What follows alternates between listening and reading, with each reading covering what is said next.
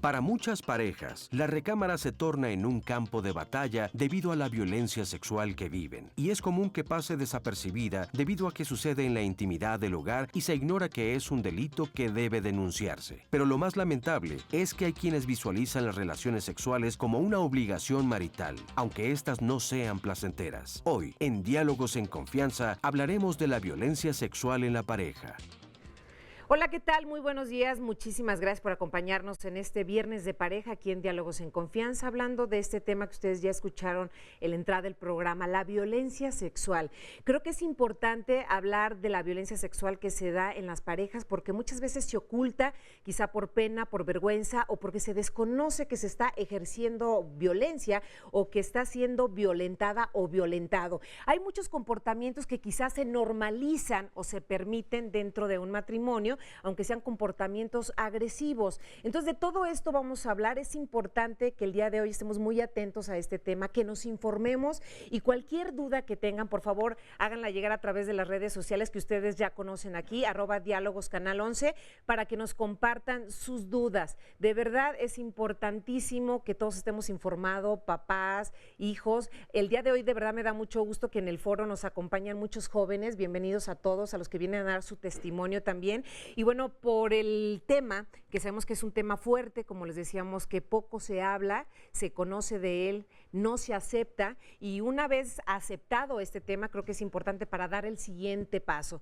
Y agradezco enormemente a los testimonios anónimos que nos vienen a dar su historia de vida esta mañana, y recuerden que pues es cuidando su integridad que anónimamente vienen a compartirnos su historia. Gracias a todos, y como les digo, hay muchos jóvenes aquí en el estudio que me parece primordial que sepan de este tema, porque en las relaciones de noviazgo también se da mucha violencia sexual y se desconoce de esto. Así que quédense con nosotros y precisamente, bueno, les presento a nuestros especialistas antes de presentarles el primer sondeo que realizamos. Me da mucho gusto que nos acompañe esta mañana María Antonieta García, médica sexóloga. Bienvenida, María Antonieta, ¿cómo estás? Contentísima de estar aquí. Gracias. Igualmente.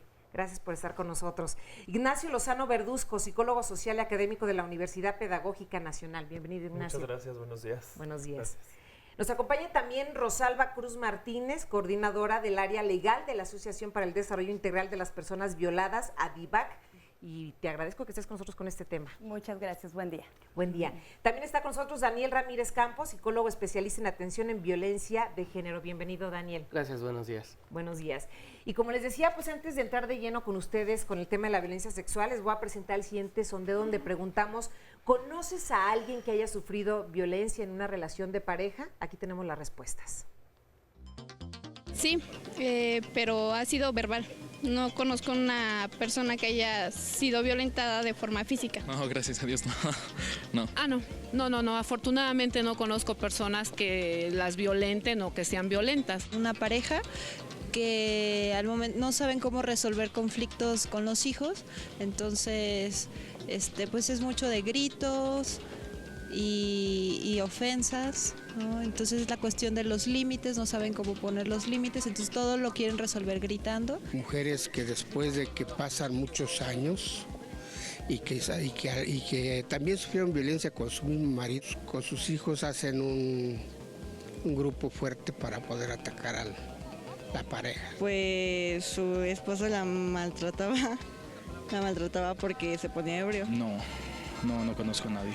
No, para nada. Bueno, es que haz de cuenta que yo tenía muchas amiguitas, entonces pues la chica con la que estaba se ponía celosa y una vez me quise así como que pegar y yo dije, no, pues que es al revés, ¿no? Esto es lo que nos respondieron en el sondeo. Creo que la mayoría conoce a alguien, algunos dicen que no conocen a alguien cercano que haya sufrido de violencia, y yo creo que partimos de ahí, hablando antes de la violencia sexual en una relación de pareja, hablemos de la violencia en general. ¿Qué tan oculta es la violencia sexual de la cual pues no se habla, como lo decimos, no? Sí, yo creo que vivimos en un momento donde la violencia de todos tipos ha estado o ha sido naturalizada, ¿no? Lo comentábamos hace unos momentos. De repente no nos damos cuenta que estamos ejerciendo algún tipo de violencia o estamos sometidos a algún tipo de violencia, porque la violencia tiene muchas expresiones, ¿no? Y si hablamos de la violencia sexual en particular, creo que tendríamos que tener mucha claridad en qué entendemos por sexualidad para poder saber en qué momento se ejerce algún tipo de o alguna conducta o práctica que signifique violencia sexual. Sí, bueno, aquí tenemos la complejidad de que la violencia familiar pues sucede al interior de la casa, ¿no? Y si sucede al interior de la casa la violencia familiar, máxime cuando es de pareja y máxime cuando es violencia sexual. Entonces, ocurre atrás de las paredes, ¿no? Ocurre muchas veces en la habitación y las personas, particularmente quienes viven la violencia, no se dan cuenta que lo que están viviendo es violencia. No hay un reconocimiento como tal de ello. Y entonces, al no saber que lo que se está viviendo es violencia, pues entonces, de alguna manera, pues no se sabe qué hacer. Exacto. Antonieta. Yo creo que sí es muy importante comenzar como desde una raíz, que está algo antes de lo que cuando aparece la violencia. Creo que el que nosotros estemos inmersos en una sociedad prohibitiva del contacto con el cuerpo, prohibitiva de muchas cosas que tienen que ver con el placer, del placer en general, y que nos coloque todo el tiempo en el maltrato, en estar cumpliendo con un deber rígido, estereotipado, del cual nosotros tenemos que estar cumpliéndolo porque la sociedad nos lo dice que tenemos que hacer, del debo de, tengo que, y que nos coloca en situaciones donde estamos criticando, juzgando, comparando, en competencia con los demás, comenzamos a tener toda una construcción de la desatención en nuestro cuerpo. Y entonces cuando vamos desatendiendo nuestro cuerpo, el cuerpo lo percibe como una sensación de no estar a gusto. No me gusta lo que estoy viviendo. Nosotros podemos verlo con los niños y las niñas. Un niño o una niña tiene ganas de comer, come. Tiene ganas de orinar, orina. Tiene ganas de dormir, duerme. O sea, ellos cubren todas sus necesidades básicas. Cuando nosotros les empezamos a decir, aguántate, no te lo comas, cómetelo todo, no importa, aunque ya no tengas hambre, termínatelo. Lo que vamos haciendo es que vamos acostumbrando a los niños y a las niñas a hacer que ellos no hagan caso a su cuerpo. Entonces, vamos nosotros poquito a poquito bloqueando el cuerpo, bloqueando las sensaciones que tiene el cuerpo, y en lugar de estar construyéndonos en el placer, empezamos a contactar con el displacer o con el dolor. Los niños empiezan a vivir una sensación de frustración y cada una de esas frustraciones se vive como maltrato. Si tú le preguntas a las personas, ¿cómo te vives mal? ¿Cuándo te vives maltratado? Comienzan a decirte cosas, pues cuando no me hablan, cuando no me escuchan, y de repente es cuando yo no me hago caso, cuando yo no como, cuando yo me aguanto para ir al baño. Si nosotros ahorita le preguntamos a las personas que están aquí, ¿quién de los que están aquí todos los días desayuna a la misma hora? O sea, tiene un horario para desayunar. Desayuna lo que su cuerpo le está pidiendo, en la cantidad que su cuerpo le pide, no más y no menos. Y lo que le hace bien, te puedo asegurar que el 90% te va a decir, no, yo me salto el desayuno, ¿no? Claro. Y entonces el cuerpo lo va viviendo como un maltrato. Llega un momento que el cuerpo ya se acostumbra, decía el compañero, se normaliza ese maltrato, y entonces cuando nos damos cuenta ya tenemos un acúmulo de maltratos que se convierte en un acto violento. Entonces yo ya me estoy violentando, yo no nada más me pasé el desayuno, sino ahora es, no importa si no desayuno, primero tengo que cumplir con la tarea, primero tengo que cumplir con lavar la ropa, con hacer todo lo que tengo que hacer para poder con todos los demás. Con todos los demás antes que conmigo. Entonces fíjense cómo nosotros empezamos maltratándonos a nosotros, validando el maltrato para nosotros. Pero como esto lo aprendemos de una persona que es muy importante para nosotros, que es un símbolo amoroso, mamá, papá, hermanos, abuelos, o quienes cuidan a los niños y a las niñas, entonces es, eso es lo importante. Con tal de que tú me quieras, de que tú me aceptes, de que tú me reconozcas, yo hago lo que tú quieras. Y así se da en una relación de pareja. Y entonces, claro, ya se va construyendo para cuando uno es más grande. Entonces, haz lo que quieras mientras tú estés conmigo, ¿no? Pero fíjate cómo desde los malos tratos nosotros vamos construyendo internamente Claro. la permisividad para maltratarme a mí, pero si yo me maltrato a mí, te maltrato a ti. Claro. Y entonces, si yo ya me maltrato a mí, te maltrato a ti, permito que me maltrates. Y Pero se todo visibiliza. esto, exacto, todo eso no lo tenemos consciente, No. lo hacemos todo de manera inconsciente. Entonces, Absolutamente. ¿cómo se manifiesta la violencia sexual en una relación de pareja, Daniel? Bueno, a ver, quisiera ir un poquito. A ver. Me parece que se complementan muchas cosas, porque al naturalizar el asunto de todo tipo de violencia, y si lo concentramos con el tema que nos comenta Antonieta, que tiene que ver con que la sexualidad no está abierta, no hay una educación para que todos y todas conozcamos nuestro cuerpo, nuestras necesidades y las podamos satisfacer de manera adecuada. Yo creo que esta combinación, si por un lado naturaliza la violencia, si naturaliza la violencia, oculta la violencia sexual. Porque al no tener como apropiada mi sexualidad, entonces tampoco entiendo que los otros o las otras están pasando mis límites. Y eso, bueno, entonces hace que en efecto pueda no ser detectada de manera tan fácil el asunto de la violencia sexual. ¿Me explico? ¿Cómo la identificamos entonces? O sea, ¿cómo sabemos que se está presentando en una relación la violencia sexual? Mira, tiene que ver primero con las sensaciones, que es bien importante, por eso como reconocer nuestro cuerpo. Porque nuestro cuerpo manda señales inmediatas de desagrado. Que no Pero le cuando hacemos caso. cuando estamos en efecto acostumbrados o acostumbradas al asunto de el maltrato por todos lados, entonces naturalizo las sensaciones de maltrato. Y ya no identifico que lo que me está ocurriendo, lo que me están haciendo, es desagradable. Y si lo ubico como desagradable, me lo aguanto. Entonces, por eso es muy importante como esta educación en el placer. Yo creo que es algo, un mito que tenemos que romper, porque la educación en el placer nos va a hacer que creemos nuestros propios límites. Cuando empieza el momento de displacer o de dolor, ahí ya está ocurriendo algo que tengo que frenar. Ahora que veo tanto joven, hombres y mujeres, me parece bien importante. En la práctica profesional me topo con señoras 40, 50 años que muchas veces me dicen, si yo hubiera sabido esto cuando tenía 15, seguramente otro gallo me cantaría, ¿verdad? Entonces, ahora que están aquí jóvenes, hombres y mujeres, me parece que es un buen elemento para tratar de entrar con ellos para este tema de violencia de todo tipo, pero particularmente la violencia sexual desde las relaciones de pareja.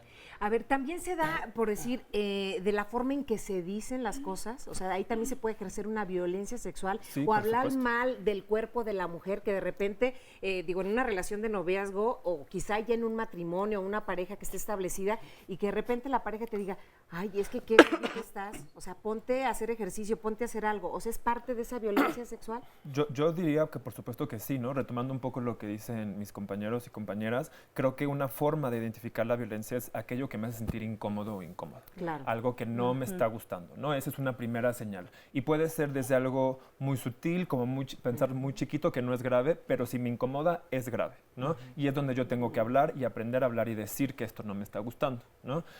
Cuando hablamos de cosas que se dicen, en el terreno de lo sexual estaremos hablando de una forma de hostigamiento sexual, ¿no? Que además está tutelado en la ley, pues, ¿no? O sea, está sancionado por la propia ley.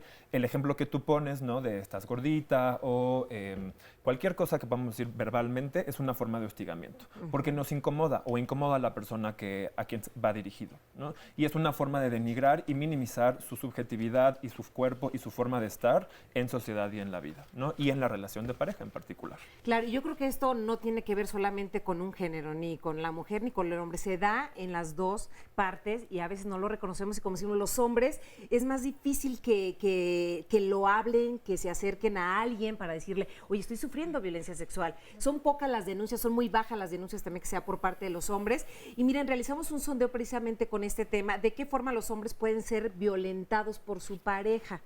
Vamos a ver si lo reconocen. Pueden ser violentados a través de gritos, De manera verbal, miradas, también puede ser de manera física, faltándole el respeto. con acciones, Que la chica te manipule, chantajes. que no te permita ver a alguien. Maltratándolo, gritándolo, ofendiéndolo, abusando de las personas, o sea, en este caso pues del hombre. Un hombre sufre igual que las mujeres, ya sea psicológicamente, físicamente, verbalmente. Quieren usarnos a su manera y ellas buscan una manera de que nosotros de alguna manera también nos dobleguemos y hagamos lo que ellas dicen. Yo creo que las mujeres llegamos a ser muy feministas y eso es malo porque queremos que nos den todo y queremos que siempre estén al pendiente de nosotros o si no los llegamos a insultar o algo así. En lo sexual, pues con la negación o con romper pactos que se tienen. Bien, muchísimas gracias a las personas que respondieron a este sondeo y como ya lo decíamos muchas veces, aquí en el programa de Diálogos en Confianza nos han hablado hombres para decirnos que hablemos de este tema, que hablemos de la violencia, pero como lo decíamos, sí es tan difícil para los hombres hablar de la violencia en general, mucho más lo es de la violencia sexual. ¿Cómo lo viven ellos? Claro, aquí me parece que es muy interesante hablar, como comentaba también la compañera, a partir de las sensaciones, a partir de cómo vamos identificando lo que no nos gusta. A través de la construcción de los estereotipos de género, pues por supuesto que en relación a los hombres, pues no pueden hablar en realidad de la parte emotiva, ¿no? Y entonces se va relacionando el tema de poder tener placer incluso a partir del poder y de utilizar a otras o a otros, en el caso cuando sucede violencia contra niños o niñas, ¿no? En el tema de las mujeres también no se reconoce el tema de las sensaciones, la satisfacción, no estamos educadas para satisfacernos. Estamos educadas para servir, para atender, para asistir. Y vamos a seguir hablando de esto después de la pausa. Okay. Ya regresamos.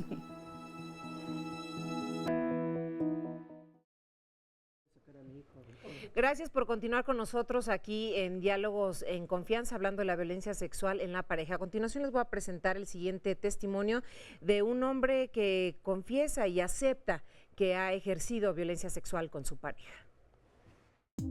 Tuvimos la oportunidad de vivir juntos, de formar un matrimonio. Tardamos tiempo en tener hijos, casi cerca de 1 año y medio. Una vez tuve la ocasión de que ella se fue a la casa de su mamá y yo la fui a buscar y no la encontré. Y cuando llegué a mi casa ella estaba dormida y yo me molesto y la levanto y le grito y ella me dice que, pues, que me calmara, ¿no? Que simplemente lo único que había pasado es que nos habíamos cruzado, ¿no? Y como pues, en ese tiempo pues, no estaba tan de moda como hoy el celular, pues mi emocionalidad de inseguridad y celotipia era tan grande que pues empiezo a agredirla al grado de sí cometer el acto de violación con ella, ¿no? Para demostrarle de que yo era mejor que con la persona que andaba, ¿no? Fueron varias veces, ¿no? Varias veces que incluso llegué a decirle, ¿no? O sea, ¿sabes qué? ¿No quieres? Ah, pues cómo no, ¿no? Y ella me decía, pues es que no quiero, o sea, estoy bien, ¿no? O sea, aquí el único que no te llenas eres tú, o ¿qué te pasa, no? Y yo luego me vine a la mente, no, es que esta viene de estar con otra persona, ¿no? Yo recuerdo una ocasión que la golpeé y la amenacé a punta de pistola para obligarla a tener una relación conmigo, ¿no? Uno crece viendo cosas normales, ¿no? Uno crece que va con su pareja en la calle y si uno la acaricia de una pompi, piensa que uno es normal, ¿no? Dice, ay, pues es que es mi pareja, no hay ninguna bronca, ¿no? No hay ningún problema. Ella es mía, ¿no? Y uno piensa que cuando tiene una pareja pertenece a uno y no es cierto, ¿no? Está uno muy equivocado. Entonces yo sí había cosas que sí, ¿no? La agarraba de la cintura o luego veía que la estaban viendo y la tocaba de más, ¿no? O luego la besaba con una manera maliciosa para que viera la demás gente que era mi pareja, ¿no? O sea, de una forma posesiva también. Entonces sí fue algo que yo no entendía que era violencia, ¿no? O sea, yo veía las cosas como normales porque hasta cierto punto uno luego pide consejos a la más mala persona que tiene, que son los amigos, y dice, no, pues es que es tu vieja, güey, o sea, es tuya, ¿no? O sea, y ese eslogan de que es tuya, pues es algo que se le queda a uno, ¿no? Luego simplemente mi papá, ¿no? Que siempre tuvo la costumbre de a veces hasta de nalgar a mi mamá, ¿no? Y decirle, gracias por la comida, morena, y pum, y le daba una nalgada, ¿no? Entonces yo decía, pues esto es normal, ¿no? Porque lo hace mi papá, ¿no? O sea, porque lo hacía mi papá, ¿no? Entonces yo le decía, pues y ella sí me decía, oye, pues no me toques, ¿no? Yo decía, no, pues es que somos pareja, ¿no? O sea, ¿qué tiene? Somos tú y yo, o sea, no tiene nada de malo, esto es normal. Muchísimas gracias a este testimonio anónimo por compartir este tema aquí con nosotros. Y yo les pregunté a ustedes, ¿por qué la violencia sexual no es mal vista por los hombres? Es que ni por los hombres ni por las mujeres en algunos casos. Ajá. Justo es regresar a cómo vamos normalizando, vamos haciendo a la violencia, a los malos tratos como algo tan cotidiano que de repente ya se vuelve normal. Primero comienza como un juego. Yo te empujo, te doy un zape. O como lo dice él, que su papá nalgueaba a su mamá. Yo veo y es un acto amoroso. Ajá. Ella lo recibe, él lo da y pareciera que está bien. Entonces yo lo aprendo como así es. Y lo aprendemos hombres y mujeres. Y entonces no es solamente es mi vieja, también es yo soy su mujer. Porque muchas personas incluso dicen, es que yo sabía que era su esposa y pues que así era normal, ¿no? Entonces, ¿qué otra cosa podría hacer si era lo que yo había visto o si yo no sabía nada y pues él me enseñó? O sea, fíjate cómo nosotros vamos aprendiendo lo que vamos viendo y vamos entonces pensando que eso así debe de ser. Y casi siempre comienza con algo que puede ser como el premio, la ganancia secundaria, es algo placentero. Yo te doy un zape, yo te aviento, yo te empujo, o te digo una palabra como, qué tontita, qué babas, ¿no? Y pareciera que eso te lo estoy diciendo en buena onda. Incluso cuando tú le dices a alguien, oye, a ver, no se golpeen, no se empujen, estamos jugando. Y si tú le pones la palabra juego, juego implica un acto donde estamos teniendo placer y donde es consensuado, pero ya no es un juego. O sea, en el momento que yo traspaso tu cuerpo y yo le golpeo, ya no es un juego. Y si eso lo estoy viendo como un juego y lo normalizo, cuando me enojo ya no te voy a pegar con esa fuerza, te pego más fuerte. Ya no te voy a decir qué tontita o qué babas, te voy a decir una grosería más fuerte. Entonces, fíjate cómo vamos escalando y poquito a poquito vamos haciendo de la violencia algo tan cotidiano que cuando nosotros llegamos a tocar la parte que tiene que ver con la corporalidad, ¿no? Hablar de sexualidad es hablar de todo lo que tú estás viviendo, de cómo te relacionas, de cómo percibes la vida, etcétera. Pero ya hablar de tocar tu cuerpo, de que tú permitas, a partir de que tú tienes la obligatoriedad de satisfacer la necesidad del otro y tú permitas que toquen tu cuerpo, aunque tú no quieras, ¿no? Ya estamos hablando de que estás violentándote y estás permitiendo que alguien más violente tu cuerpo. Pero eso se normaliza tanto, o sea, pues así es y nadie Desde cómo me enseña. estamos educados. Y cuando me lo dicen, nosotros decimos, pero ¿y entonces cuál es la propuesta para hacerlo de una manera diferente? Y la gran mayoría de las veces no encontramos esas propuestas porque él tiene una idea, yo tengo otra, o tenemos dos ideas absolutamente distintas, y entonces y ahora construyamos una. ¿Cómo? Cuando la violencia está tan metida, los maltratos están tan metidos como algo que así forma parte de nuestra vida. Pero además yo creo que es bien importante reconocer que hay un ejercicio de abuso de poder de parte de los hombres, que ese es el punto básico y fundamental, porque los hombres nos damos la permisividad de utilizar no solo a las mujeres, a las demás personas, a los animales, a quien sea, como un acto de propiedad. Y desde ese lugar, los hombres abusamos. Sí, claro, no, es una pertenencia. Oye, ¿y esto es más común que se dé por sí en un matrimonio? Porque como ya nos casamos, no, desde el noviazgo. No, se da en noviazgo. Pero mira, se da en las relaciones entre hombres y mujeres.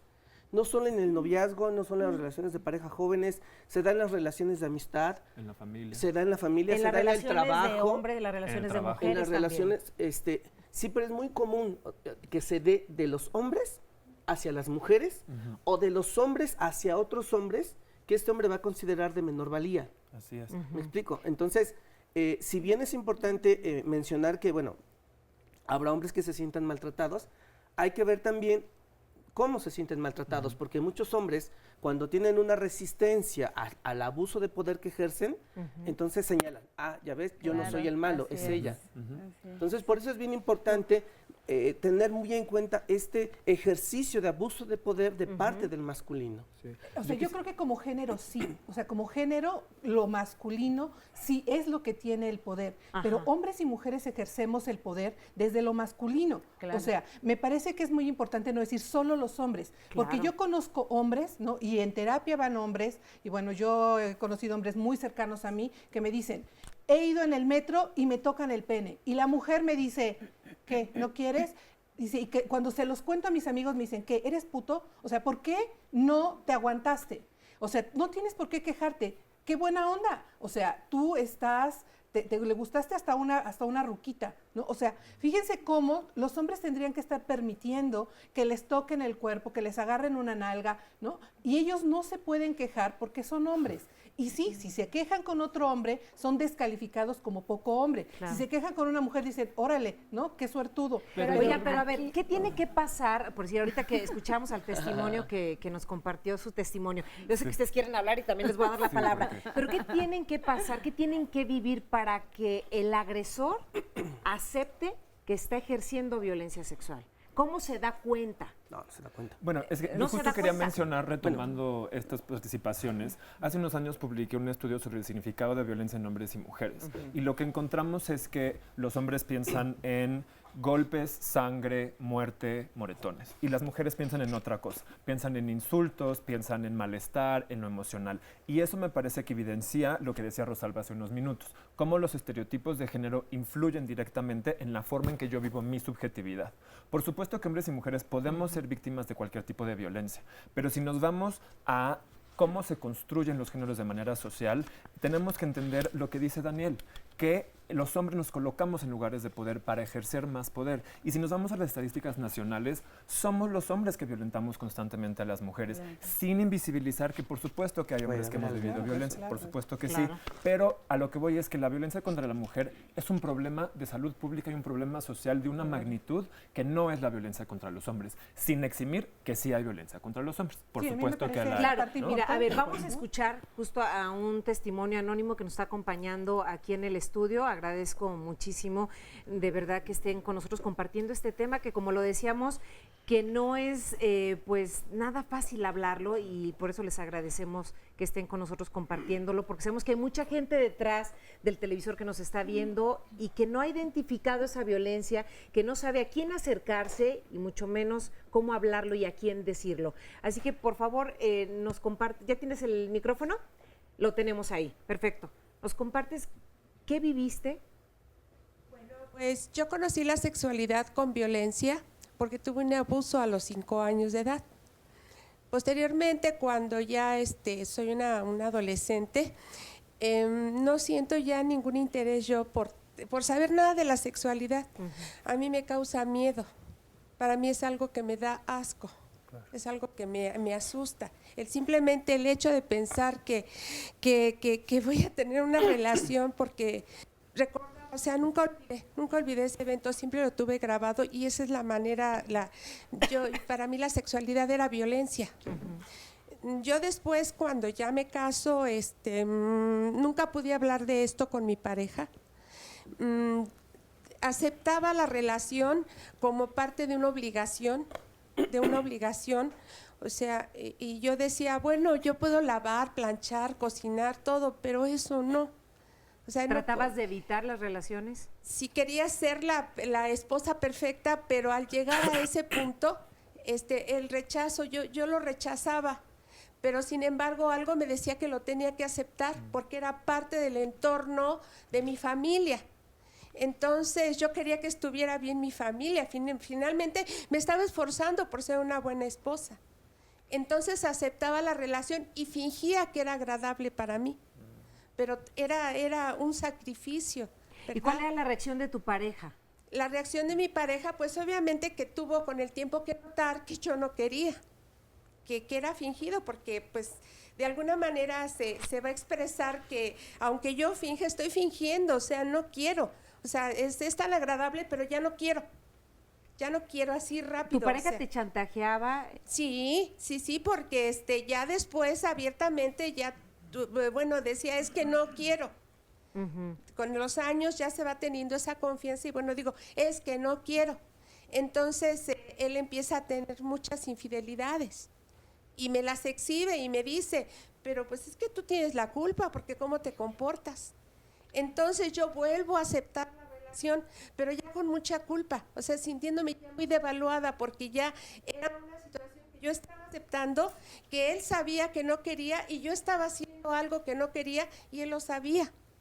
Entonces, Rosalba, Ya me siento devaluada, muy devaluada, porque después de ese evento me entra una depresión y una tristeza y la verdad empiezo a perder sentido a la vida. Es decir, esto es el matrimonio, esto es la vida, esto es lo que hice. Entonces empiezo a ver que ya no tenía ni sentido mi vida.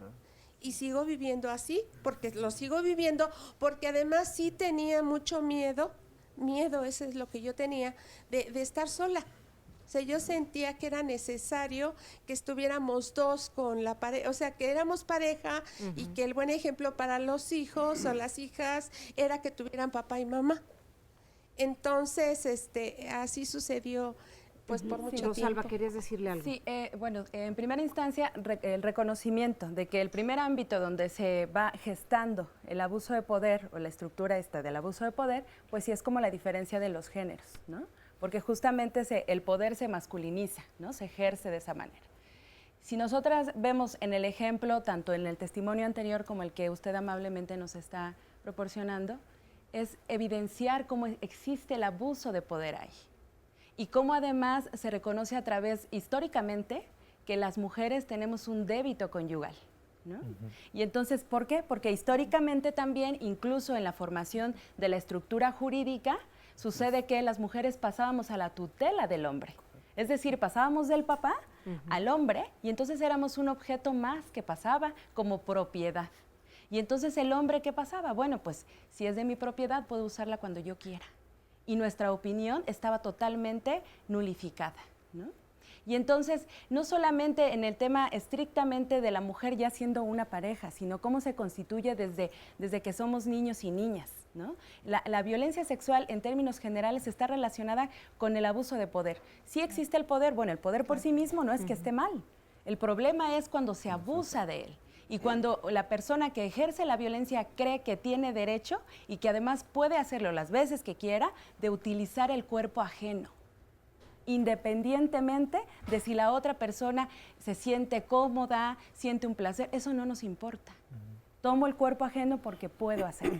Y creo que justamente este tipo de experiencias tienen efectos psicológicos sumamente importantes como los que nos están compartiendo, ¿no? O sea, una nulificación del propio autoconcepto, del propio cuerpo, de no saber cómo darle placer y cuidado a mi cuerpo, síntomas de depresión, de ansiedad. Esto es muy común en víctimas de algún tipo de violencia, específicamente la sexual, ¿no? Entonces, ¿qué pasa? Que la subjetividad de esas personas queda completamente anulada.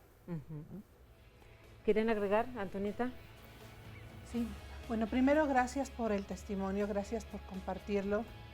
Y me parece que esto que tú nos cuentas es algo que oímos muy comúnmente, desafortunadamente, donde las mujeres aprendemos, como ya lo hemos venido diciendo y lo acaban de decir ahorita, a ser parte de la otra persona para cubrir sus necesidades y necesitamos tener a los maridos bien comidos, bien dormidos y bien en todo lo demás, ¿no?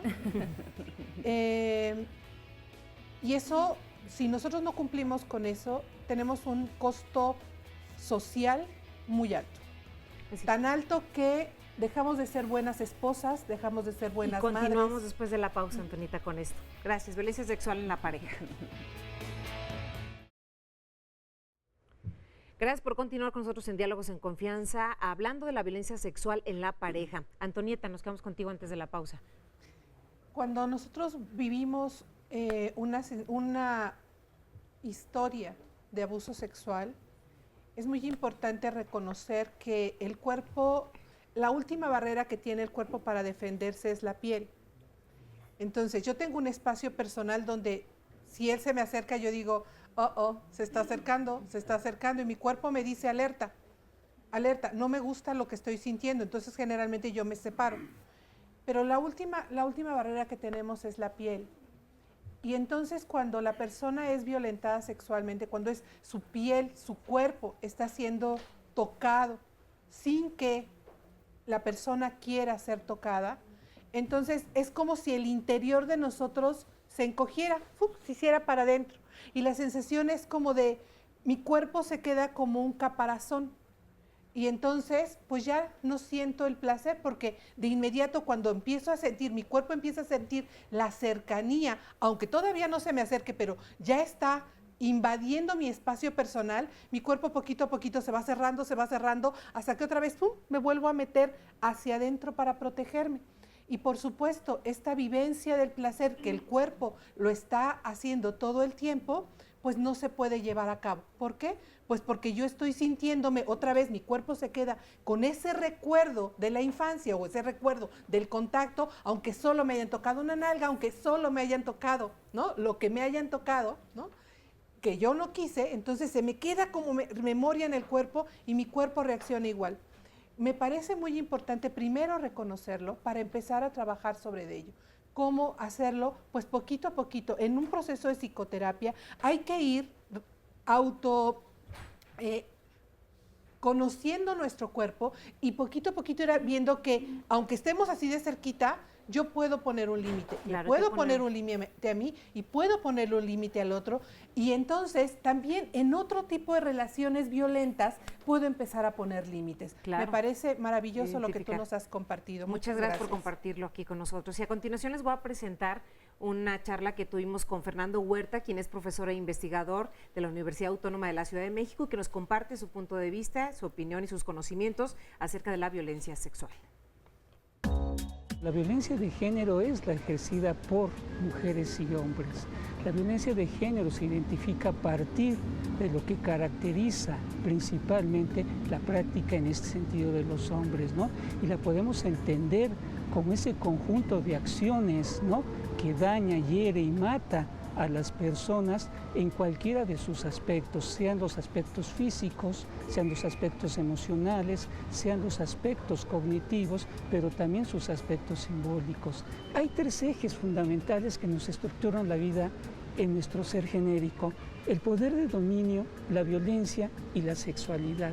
Estos articulados conforman el proceder de cada quien. Por naturaleza los hombres somos más fuertes que las mujeres y por naturaleza aprendemos a apropiarnos de las mujeres. Por una cuestión aprendida, los hombres tenemos condiciones de acceso a muchas mujeres, ¿no? Seremos sancionados, castigados, señalados, pero la consecuencia no es mayor a lo que pasa con una mujer.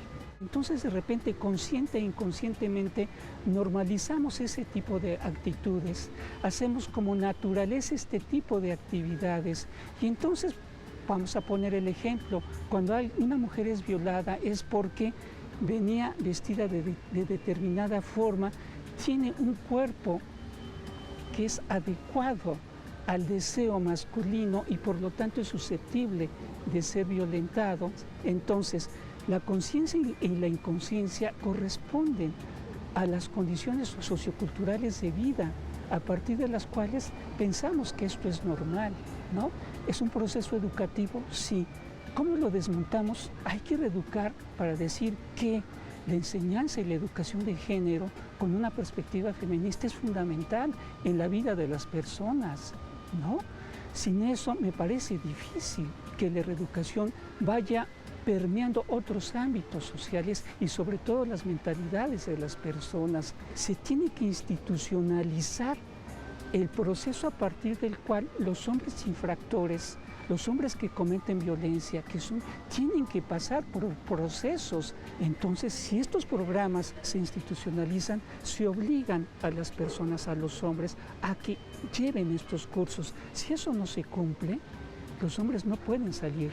Hoy sabemos que hay cursos de género, principalmente van las mujeres, sí, nos encanta que eso ocurra, pero es necesario que se incorporen los hombres. ¿Cómo transformas lo que llamamos esto de prácticas culturales, es decir, nuestras costumbres, nuestros usos, nuestras tradiciones? El asunto no es sencillo, de verdad, pero si no es en el plano de las instituciones, donde tiene que darse un conjunto de transformaciones, nos costará más trabajo todavía. Muchas gracias a Fernando Huerta, profesor e investigador de la Universidad Autónoma de la Ciudad de México, por compartirnos este punto de vista. Y algo que me llama la atención y que sí me gustaría que ustedes nos dijeran como la diferencia, lo hablamos al principio del programa, de que se naturaliza la violencia sexual. ¿Cuál sería la diferencia en que es algo natural? Porque esto es muy fácil de confundirlo. Entonces, podemos justificar la violencia sexual diciendo, es que es algo natural. Pero entonces, ¿cómo se naturaliza? ¿Cuál es esta diferencia? Bueno, no viene desde la teoría biologicista donde ya nacemos con esta predisposición. Esto es muy importante. Sí, claro. Porque si no tanto quien ejerce la violencia como en quien recae, pues dirán, pues entonces ya no hay nada que hacer, ¿no? Si ya es natural, ¿no? Pero no es que vengan nuestros genes, ¿no? Sino que lo naturalizamos ya de manera, digamos, racional, ¿no? Entre comillas y subrayado. Pues lo justificamos más bien. Y esto es porque en todos los ámbitos de nuestra vida observamos como, otra vez, lo masculino es lo fuerte, lo femenino es lo débil. Y entonces uno se subordina al otro, ¿no? Incluso se dice, por ejemplo, en la violencia familiar, el hombre que comete violencia contra la mujer, en estos casos no nada más comete violencia en contra de ella, ya sea física o sexual, sino también con los hijos, aunque no directamente la ejerza físicamente, porque le está enseñando a repetir y perpetuar los estereotipos de que así se comporta un hombre y así se debe comportar una mujer. Exacto. Entonces, esto es lo que se va aprendiendo y llega el momento en que creemos que es natural, pero no porque así sea. O sea, la niña no nace más fuerte o más débil que el bebé o el niño, ¿no? Nacemos en las mismas circunstancias, solo que vamos formando, nos vamos transformando en esta idea de que lo masculino es fuerte y que las mujeres somos, cuando dicen, pega como niña, entonces pegas despacito, suavecito, ¿no? Y sin embargo tú eres un niño, tú tienes que ser fuerte, tú tienes que aprender a cuidar a las niñas, tú tienes que aprender a cuidar a tu mamá, ¿no? También te encargo a tu mamá, dice el hombre. Entonces es más bien cómo vamos aprendiendo a vivir el género, a vivir como hombres y a vivir como mujeres.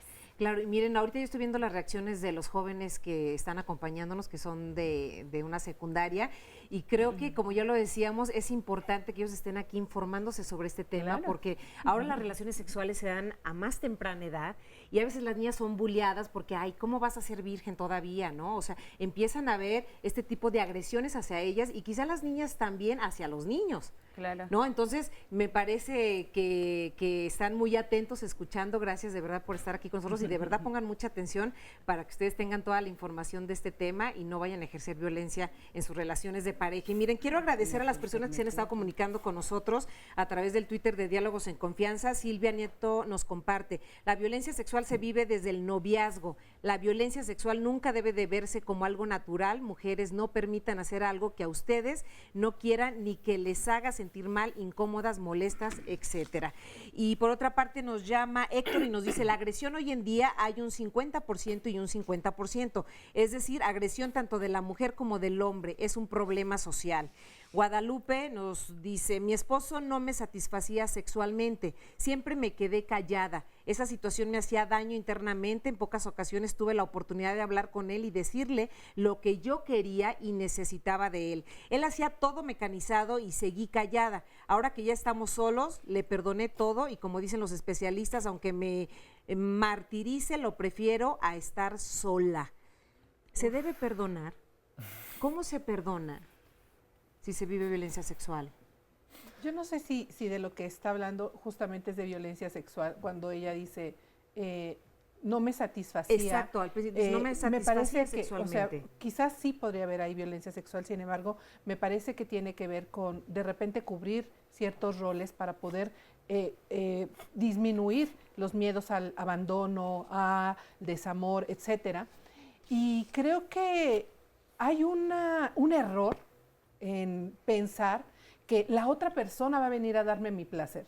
O sea, es muy importante reconocer que dentro de los componentes de la sexualidad, el erotismo es la capacidad personal, uno de los componentes del erotismo, que es la capacidad personal de generar placer. Placer en todos los sentidos, todo lo que me gusta, todo lo que percibo y que para mí es rico. Y también placer sexual, o sea, deseo, excitación, orgasmo. Si nosotros partimos de ahí, quiere decir que yo soy la responsable de poder permitir que se libere mi erotismo, esto es, que se libere mi deseo, mi excitación y mi orgasmo, y cuando estoy con otra persona simplemente me comparto en esa posibilidad de encuentros de los cuerpos y de crear un espacio entre los dos. Entonces, estar esperando que la otra persona venga a darme placer es un gran error de hombres y de mujeres. Y también el pensar que te voy a convertir en mujer, ¿no? Como diría la canción de José José. Yo soy quien te hizo mujer y yo soy quien te va a dar placer y quien te va a hacer llegar a la luna. No es cierto, o sea, cada uno de nosotros es responsable del cuerpo. Entonces, me parece que se puede llegar a perdonar ciertas actitudes que se tienen en la relación de pareja. Me parece que sí, y tiene que ver con que cada uno reconozca qué es lo que ha hecho en la relación de pareja para que la relación esté así. ¿Qué tanto hemos hablado? ¿Qué tanto hemos compartido? ¿Qué tanto hemos hecho para realmente propositivamente lesionar al otro? O más bien, pues así se nos fue dando a uno y a otro por nuestra ignorancia, por la forma que nosotros hemos aprendido a vivir. Y entonces cuando lo podemos hablar y lo podemos reconocer y podemos hacernos cargo cada uno de lo que le toca y empezar a construir a partir de diferentes acuerdos, me parece que sí, se puede llegar no solamente a perdonar, sino a construir una relación de pareja con otras formas de interrelación. Claro. Daniel. Mira, yo sí quiero abordar esta parte que dice esta persona que llama que hay 50 y 50. Yo no sé de dónde saca su estadística. Mi sensación es que de pronto nos vivimos en un momento en donde esta búsqueda de las mujeres por la equidad, parece ser que los hombres se colocan ahora en el victimismo. Y yo creo que es bien delicado ese tema. Insisto, no es porque no haya hombres que en algún momento se sientan ofendidos, pero hasta esa vivencia del maltrato es distinta entre hombres y mujeres. Sí. Por eso es tan importante abordarlo desde la teoría feminista, como lo mencionaba Fernando en el video, en la cápsula, porque eso nos va a dar la oportunidad, mira, de identificar cómo, cuando un hombre se siente maltratado, dice, me maltrataron, ¿sabes qué? Yo a mí esas cosas no me gusta vivir a gritos, a sombrerazos, adiós. O y la gente no dice, sirve de comer. Y la gente dice, qué valiente, qué bueno que se separó porque se dio cuenta que vivía violencia y se fue. Pero si una mujer dice, no, yo me separo porque a mí me gritan, a mí me hacen, a mí me ponen, a mí esas cosas no me gustan, yo me voy. La visión social sobre la mujer es, no aguanta nada. Qué bárbaro. No está haciendo ¿Cómo lo voy a creer? No si ya tenía ahí un hombre. Esa lectura distinta que se hace de hombres y mujeres, tenemos que tenerla muy en cuenta cuando escuchamos a los hombres quejarse. Hace un rato hablábamos de la justificación. A mí, en la práctica profesional, cuando atiendo a hombres, particularmente, cuando tengo un hombre que me dice, es que a mí me hacen, es que a mí me ponen, es que a mí me dicen, es que yo pobrecito, es que yo, ¿cómo sufro? Le pongo muchísima atención porque este es un hombre que va a justificar su violencia. Va a justificar la violencia que ya ejerció y va a justificar la violencia que va a ejercer, porque se está sintiendo víctima. Y como hombre, desde el abuso de poder que hemos hablado hace un rato, no voy a ir a terapia en general, como hombre, no voy a ir a terapia, me voy a desquitar. Así es. Decían en la cápsula primera, fui con el peor de los consejeros, mis amigos que si son igual de machistas que yo, pues entonces, claro, la respuesta va a ser, oye, pues qué suertudo, ¿por qué te quejas? ¿Cómo voy a creer? El espacio para que los hombres que sienten un malestar lo expresen y lo expliquen son los espacios terapéuticos. Claro, y aquí en el programa también hay varios hombres que nos quieren compartir. Porque si no se van a coludir con ellos, las personas, van a encontrar colusión. Pero también qué especialista, ¿eh? Un especialista. No, desde la perspectiva de género y cultura feminista. Por supuesto. Porque si no, saber con quién vas. Sucede que los especialistas que no conocen del tema minimizan el tema de la violencia y justifican otra vez. Sí. Y los victimizan también, porque también hay profesionistas que dicen, sí, claro, tú eres bien pobrecito, tienes razón. No te lavaban, no te daban de comer, no estaban cuando tú llegabas. Y entonces ella no cumplía con sus obligaciones y entonces pues es que por eso tú reaccionaste así. No, a ver, yo quiero saber, a ver, si me permiten, quiero escuchar a mi testimonio anónimo, que es un hombre, muchas gracias por estar con nosotros. Y platícanos, ¿cómo identificaste que ejercías violencia con tu pareja? ¿Qué sucedió? Bueno, yo mis primeras relaciones de pareja, por ahí de los 17 años, con las primeras novias, ¿no? Lo primero que yo identifico es que, bueno, yo quería tener relaciones sexuales, o sea, yo ya quería tener relaciones. Y en este caso de alguna de esta mujer, ¿no? Con la primera, ella no había tenido relaciones, entonces yo lo que comencé a hacer fue empezar a chantajearla, a amenazarla, a decirle, ¿sabes qué? Que si tú no me das, pues yo voy a buscar por otro lado, ¿no? Es un instinto natural, es algo que yo necesito. Y de esa forma fue como yo conseguí la relación con esta mujer, ¿no? Con esta joven, igual que yo, de mi misma edad. ¿Y nos sigues platicando si esto también lo hacías con tus demás relaciones? Después de la pausa. Ok. Para allá vamos, ya regresamos.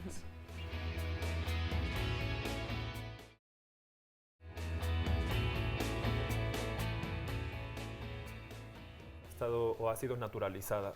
No nos damos cuenta que estamos ejerciendo algún tipo de violencia o estamos sometidos a algún tipo de violencia, porque la violencia tiene muchas expresiones.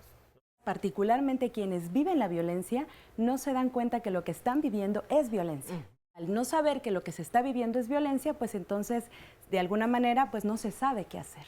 Vamos nosotros poquito a poquito bloqueando el cuerpo, bloqueando las sensaciones que tiene el cuerpo. En lugar de estar construyéndonos en el placer, empezamos a contactar con el displacer o con el dolor.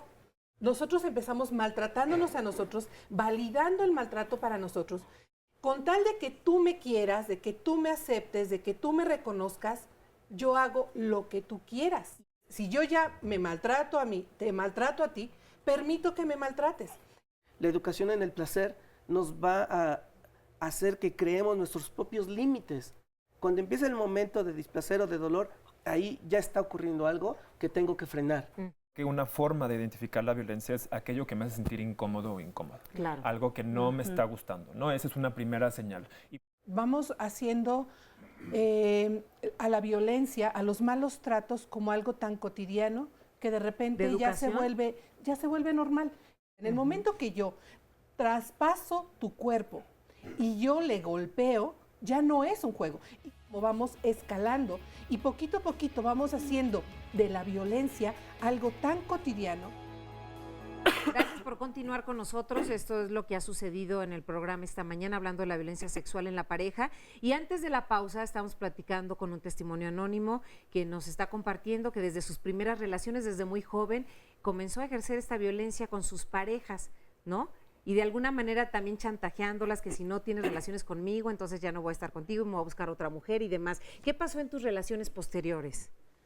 Bueno, en mis relaciones posteriores, seguí utilizando este método, por así decirlo, ¿no? Esta técnica. Técnica. Había ocasiones en que, por ejemplo, con algunas mujeres, yo me daba cuenta de que ellas sentían dolor, o sea, a la hora de tener relaciones sentían dolor. Sin embargo, pues yo seguía, ¿no? O sea, yo no me detenía. Sí había como que un poquito de culpa, ¿no? Como que me sentí un poquito mal, pero pues como que es su bronca de ella, ¿no? O sea, lo que ella sienta, ¿no? Yo a lo que voy. Y también llegué a practicar en una relación de pareja esta violencia con indiferencia. Ya cuando yo me sentía yo mal con ella, muy enojado con ella, incómodo, que ya me tenía fastidiado, que yo ya no quería estar con ella, yo ya no tenía relaciones sexuales con ella. Ajá. A pesar de que ella me lo pedía, ella quería, yo la veía y veía, o sea, sí, así pensaba, ¿no? Yo la veía y decía, pues esta está gorda, está fea, tiene los pies gordos, ya está más grande que yo. Entonces, como que la castigaba sin tener relaciones sexuales con ella. Y a la hora de que yo tenía sexo con ella, era porque de plano yo ya así como que ya no me aguantaba, ya no me aguantaba las ganas, y nada más era de llegar y sin caricias y sin nada, llegaba y agarraba y yo terminaba y me volteaba, ¿no? O sea, ya sin caricias, sin nada previo, ¿no? Sin ninguna contemplación hacia lo que ella sintiera. A lo que ella sentía. Y mucho esta parte de criticarla por su color, por su físico, a veces no directamente, pero sí con comentarios, ¿no? Con comentarios, ay, mira la gordita, a ver qué dice, ¿no? O sea, comentarios acerca de personas así. ¿Y tú cómo trabajaste para poder identificar esta violencia sexual? Bueno, ¿Te acercaste a algún especialista? sí, yo ahorita en la terapia que estoy, en CEDAR, yo estoy escucho a muchas mujeres, tengo la oportunidad de escuchar a mujeres y escucho la otra parte, ¿no? Escucho la otra parte de cómo lo viven, y pues repasando así pues mi historia, ¿no? También parte de mis orígenes, desde dónde viene mi violencia, ¿no? Mi relación con mi madre, que mi madre era morena, gordita, todo eso he visto en la terapia, ¿no? Claro, yo creo que esto es importante trabajarlo, ¿no? Y cómo puede ser un proceso muy largo, pueden pasar muchas relaciones, muchos años, muchas situaciones parecidas para que te des cuenta de lo que tú estás haciendo y que no está bien hacerlo con tu pareja y con nadie. Y bueno, también aquí yo creo que cabe mencionar un poco esta diferencia que existe cuando en una relación sexual hay dolor, la otra persona no quiere parar y la otra le ejerce a la fuerza. Cuando son prácticas sexuales que son consensuadas, donde se vale la nalgada, lo de a lo mejor un poco de agresividad, pero está bien platicado, bien comunicado y lógicamente consensuado. Tú acabas de decir la palabra clave. Creo que el testimonio también nos ilustra eso. En lo que nos platica el compañero, muchas gracias por tu testimonio, no hay consenso. Exacto. No hay una negociación de qué entendemos por placer, qué entendemos por deseo, qué es lo que yo quiero hacer. Y entonces, ¿qué hago? Nulifico a través de la cosificación el cuerpo de las mujeres, ¿no? Con tal de que se cumplan mis deseos, mis placeres y mis metas sin tomar en cuenta lo que está pensando, sintiendo o haciendo la otra persona, ¿no? Y creo que esto resume mucho de lo que hemos platicado aquí. Estos procesos de socialización, que son los procesos donde aprendemos cómo ser hombres. Esta es la forma en que aprendemos a hacerlo, ¿no? Sin embargo, también lo hemos platicado, hay que ser mucho más analíticos. No es que necesariamente todos los hombres seamos así y que todas las mujeres vivan esto, sino que, decíamos hace unos momentos, tenemos que jugar entre estos niveles de lo individual y lo social, ¿no? Y por supuesto que las estadísticas nacionales nos señalan que las mujeres son las que más viven violencia, pero yo inclusive problematizaría eso. Hace unas semanas vino mi colega Fernando Salinas de la universidad, con quien estoy haciendo una investigación sobre la comunidad LGBT de la Ciudad de México, y encontramos que la violencia sexual que vive esta comunidad es mucho mayor de la que reportan las mujeres. O sea, tenemos porcentajes de acoso sexual del 10 al 50%. Esto es mucho más grave, o sea, estaba revisando las estadísticas ayer, en el DF las mujeres el 7% reportan acoso sexual. Entonces, aquí también tenemos que hablar de cómo este sistema grandote de género afecta, claro que a las mujeres, claro que a los hombres y a otras minorías sexuales. Aunque ahí, perdón, nada más una acotación. A mí el tema de las estadísticas me hace mucho ruido, porque si estamos hablando de que la violencia sexual ocurre en lo privado, entonces, y si además no estamos reconociendo lo que estamos viviendo, ¿quién se entera? Claro, pero miren, justo de hecho, miren, les leo nada más un comentario de Javiera, dice, la violencia sexual en la pareja ocurre en la habitación, espacio íntimo que permite que se oculte, justo lo que tú estás diciendo, Rosalba. Claro, no es el único, mira, es que esta masculinidad hegemónica que ponemos en práctica los hombres, como método, decía compañero del relato, no nos funciona, o sea, no funciona. Él tenía una pareja, no funcionó, tenía otra, no funcionó, tenía otra, no funcionó. ¿Qué sí funciona cuando empieza a ir a terapia? Y yo creo que ese es un dato que los hombres tenemos que tener muy claro. La forma en la que nos hemos educado en la masculinidad hegemónica no nos funciona, lastima a las personas que nos rodean. Y a nosotros mismos. Claro, como consecuencia también a nosotros mismos. Claro. Este ejercicio de la masculinidad hegemónica no daña solo a las compañeras, a las mujeres. También decíamos desde el principio, a los compañeros con otras prácticas sexuales distintas a la hegemónica. Y a los niños y a las niñas que aprenden. Niñas, pero hay un factor, seguimos siendo los hombres quienes predominantemente estamos ejerciendo esta circunstancia, esta violencia. Entonces, ¿qué tenemos que hacer? Yo creo que es bien importante como abrir de manera muy clara, seguirle mencionando a las cosas por su nombre. La violencia se llama violencia, la violencia sexual se llama violencia sexual. Claro. Tenemos que llamarle por su nombre, exacto. Y sí tenemos que mirar por empezar a cambiar las prácticas entre los masculinos, las prácticas de entrenamiento, las prácticas de convivencia, que se visibilice, que nos demos cuenta que la sexualidad, como otros derechos, tiene que ser ejercida tanto por hombres como por mujeres, y que en función de reconocer nuestros propios derechos y entre ellos el derecho a vivir una sexualidad plena, podamos empezar también a decidir, bueno, si con esta persona no puedo ejercer mi sexualidad de manera plena, no es ya me tengo que quedar ahí, claro, ya no va a también pasar muchas nada. veces la violencia sexual se torna en un estilo de vida y tarda muchísimo tiempo para poder identificarse como tal. ¿Por qué se los digo? Vamos a ver el siguiente testimonio. Claro. Yo tuve un abuso sexual, tendría como unos 6 años en el pueblo. Había mucha pobreza, había un señor que alquilaba bicicletas y él, a cambio de que me dejara hacer sexo oral, él me daba de comer. Entonces, esa situación a través de los años para mí se convirtió como en algo normal. Yo sabía que a través de dar algo, a mí me iban a dar algo.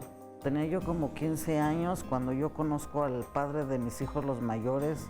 Él tenía 28 y después yo me di cuenta que era casado, ¿no? Pero en esa ocasión él abusó de mí porque él traía un autobús y me dijo que lo acompañara yo a dejar ese día que lo conocí, que lo acompañara yo a la terminal a dejar los pasajeros y que de regreso me iba a invitar a cenar. Recuerdo así esa ocasión, ese dolor que sentí porque ahí ya sí hubo penetración y ese dolor a mí me duró muchos meses a través de seguir teniendo relaciones con él. Pero como me trató con afecto, o sea, me trató con cierto cariño, o sea, yo me dejé. Yo desde ese día me quedé con él, aunque al tiempo yo me di cuenta que yo no lo podía querer, nunca lo quise. Me daba asco estar con él, a mí no me agradaba que me tocara, no me gustaba, nunca me gustó.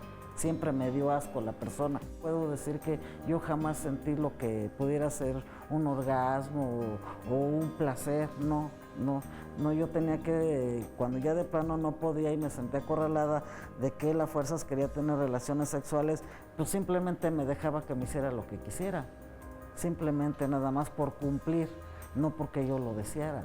Llegó un momento en que yo no pude seguir así y yo le tuve que decir que lo mejor era que termináramos. Él no quería porque decía que qué iba a hacer de mí y de los niños, que yo iba a sufrir mucho. Yo le dije, a mí no me importa sufrir, pero yo ya no quiero estar contigo.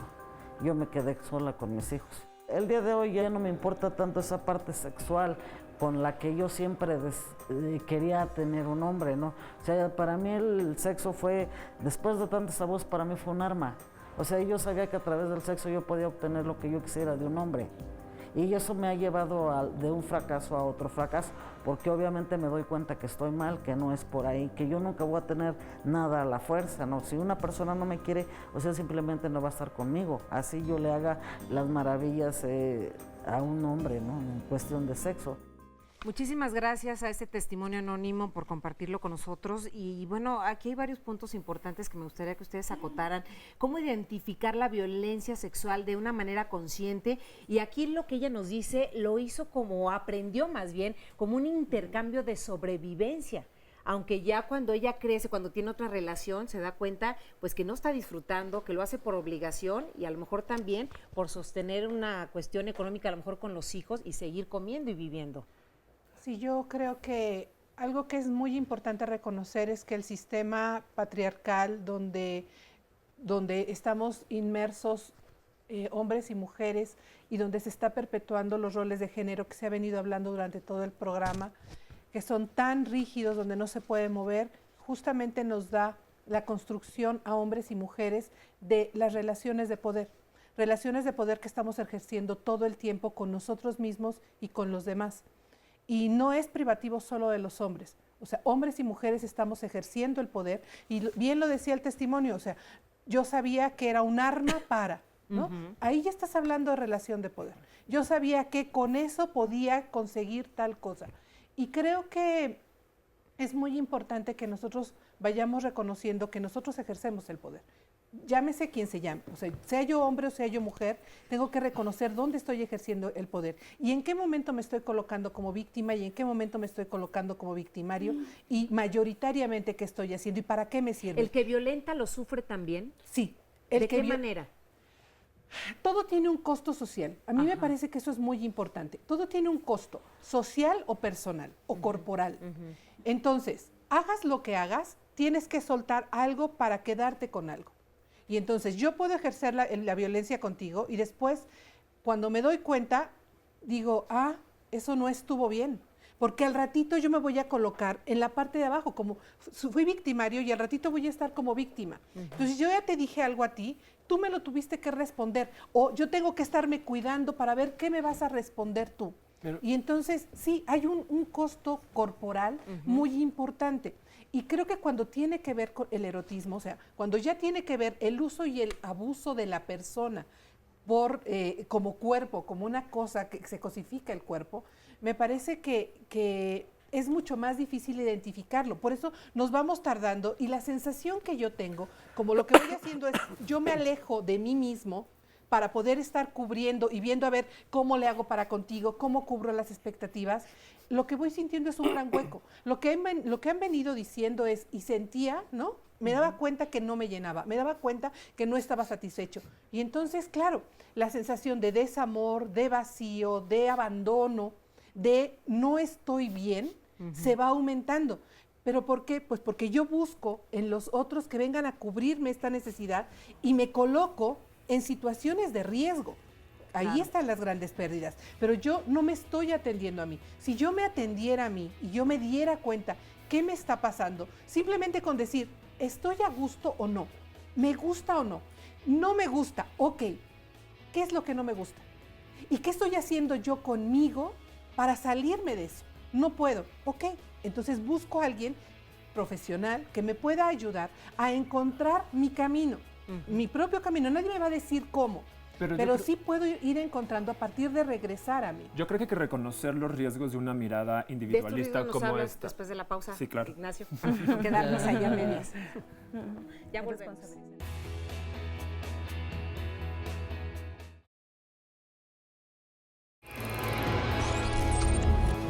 La próxima semana, Diálogos en Confianza tiene para ti, el lunes, entérate de la que es la enfermedad venosa crónica. Si tienes dolor e hinchazón en las piernas, calambres o cansancio, pueden ser síntomas de esta enfermedad. El doctor José Bandera nos hablará de los tratamientos que existen, pero sobre todo cómo prevenirla. El martes, Cristina Jauregui, los especialistas, nos dirán por qué México ocupa el primer lugar en embarazos adolescentes y qué se está haciendo para prevenirlos, ya que niñas entre 10 y 19 años se están convirtiendo en madres sin contar con apoyo familiar o proyectos de vida que les permitan salir adelante. Marisa Escribano te invita el miércoles a reflexionar en por qué a veces el sentir placer nos causa culpa. ¿Será sano vivir con culpa? ¿Qué ganamos al sentirla? Porque el placer está vedado para muchos de nosotros. El jueves, Fernanda Tapia y los especialistas discutirán sobre la seguridad vial. ¿Sabías que en el 90% de los accidentes viales suele estar presente el factor humano por errores o por desobediencia de las normas? ¿Cómo reducir a cero las muertes viales? Es nuestro tema. Esperamos tu opinión. El viernes de pareja, Carmen Muñoz nos hablará de las parejas sin hijos. Cuando ambos están de acuerdo, no hay conflicto alguno, pero el problema es seguro cuando alguno de los dos quiere y el otro no. Si es tu caso, compártenos tu historia. Tu asistencia en nuestro foro es vital porque eres parte fundamental del programa. Si quieres asistir a alguno de los programas, solo marca al 5341 4435 o envíanos un mensaje a nuestras redes sociales y te reservamos un lugar en el estudio. Recuerda que Diálogos en Confianza se preocupa por tu bienestar. ¿Te dijo Carlos en dónde se van a ver Cordera y Cienfuegos? No. Duérmete. ¿Te mando algo? Hoy en la tarde te vas a quedar en la cama con tu esposo. Porque como espía, eres una p***. Y como novia ya te está gustando el papel. ¿Para qué quieres que me quede? ¿Para que me hagas el favor? Si hace meses que no sé de ti, Andrés. ¿Te cae bien la distancia? Estás guapísima. ¿Y Conchita? No hagas preguntas de mal gusto, Catalina. No, sí son de cortesía. Me interesa saber cómo están de salud las mujeres con las que te acuestas. Pero qué vulgar te has vuelto. ¿De cuándo acá nos vamos a volver finos, eh? Ha de ser una maña de la sobrina de los Ibarra. Ellos siempre tan distinguidos. ¿La sigues teniendo en el rancho? La pobrecita se debe pasear con sombreros de velito entre peones y toros. ¿No se aburre? Tuvo una hija. ¿La vas a traer? No, ella no quiere. Es buena madre. Es increíble lo bien que sigues estando. Con razón traes a Carlos hecho un p***. Carlos es mi amigo. También Victoria, Pilar y la otra son mis amigas. Sí, pero yo no con Carlos.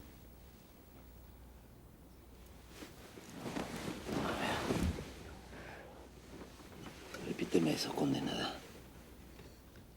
Yo no con Carlos. Está bueno saberlo. Porque eres mi mujer. Que no se te olvide.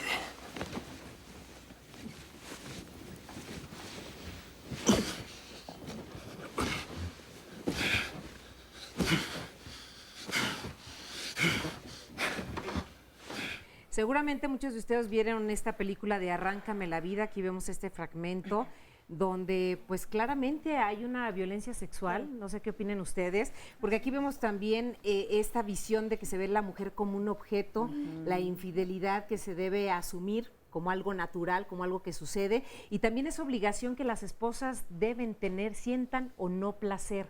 Pero aquí, bueno, hay unas preguntas que se pueden relacionar. Ahorita vamos a ir contigo, Ignacio, porque te dejamos pendiente.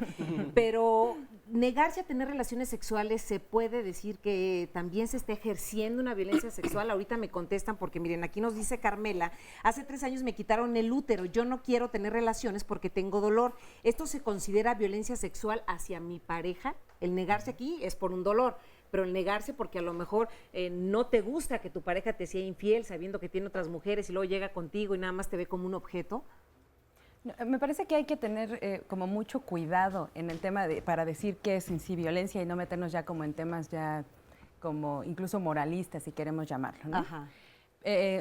Pues obviamente si aprendemos de diferente manera cómo se vive o cómo se ejerce la sexualidad y creemos que los hombres tienen un deseo incontenible que a toda costa hay que atender, ¿no? Y que por eso se justifica que en las calles toquen, chiflen y molesten a las mujeres y pues la mujer de casa con mayor razón, ¿no? Y no que está relacionado también con un erotismo, no todo es una penetración, por ejemplo, ¿no? O sea, una relación sexual va más allá de nada más una penetración o de una relación estrictamente coital, ¿no? Que eso, bueno, lo explicarán mucho mejor los especialistas en psicología y demás en las ciencias humanas, ¿no? Pero además yo quería aprovechar ahorita para hacer una mención en relación al perdón que se comentó hace un rato, ¿sí? Hablar del perdón me parece que es importante, pero es muy riesgoso, porque atendiendo a los mandatos que tenemos las mujeres, dicen pues a través del amor, pues el amor perdona todo, ¿no? Y entonces perdonar no significa necesariamente quedarse con el agresor, seguir viviendo con el agresor, porque eso es lo que pasa mucho, ¿no? Bueno, pues ya lo perdoné, dice que ya no lo va a volver a hacer y entonces yo ya me quedo aquí. Y después lo vuelve a ejercer y entonces ocurre pues este ciclo de la violencia, ¿no? Ignacio. Sí, yo quiero hilar un poco lo que dice Rosalba ahorita con lo que quería mencionar hace... De los riesgos. Exactamente. Yo creo que hay que ser muy cuidadosos y cuidadosas con cómo usamos una perspectiva centrada en el individuo, ¿no?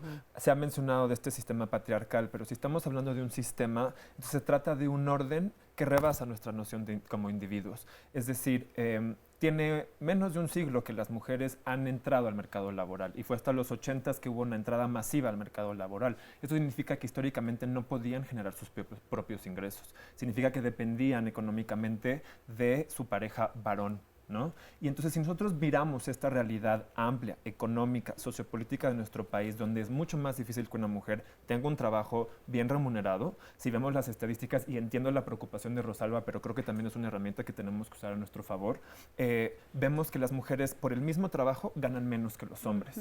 Vemos que las mujeres le dedican más horas de trabajo a la semana al trabajo doméstico que los hombres. Claro. Aquí hay diferencias por género estructurales importantes.